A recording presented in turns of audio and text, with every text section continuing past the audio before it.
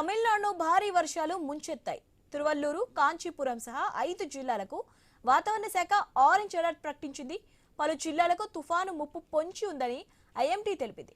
మోస్తారు నుంచి భారీ వర్షాలు కురిసే అవకాశం ఉందని పేర్కొంది.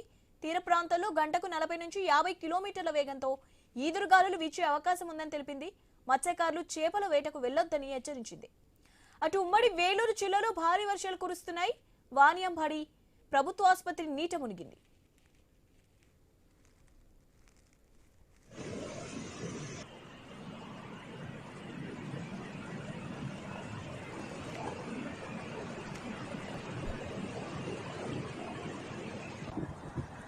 మరోవైపు పశ్చిమ తీరంలో ఏర్పడిన సైక్లోన్ శక్తి ముంచుకొస్తోంది. ఈ నేపథ్యంలో ఐఎండీ కొన్ని రాష్ట్రాలకు హెచ్చరికలు కూడా జారీ చేసింది.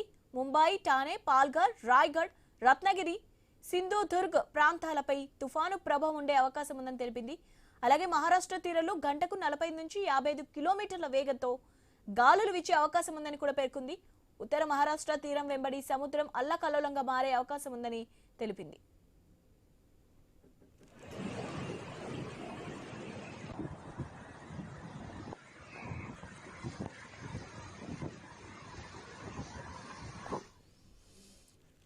తీర ప్రాంతాల ప్రజలు అప్రమత్తంగా ఉండాలని ఐఎండీ హెచ్చరికలు జారీ చేసింది. అటు మహారాష్ట్రలోని తూర్పు విదర్భ, మాటార్వాడలోని కొన్ని ప్రాంతాల్లో భారీ నుంచి అతి భారీ వర్షాలు కురిసే అవకాశం ఉందని భారత వాతావరణ శాఖ పేర్కొంది.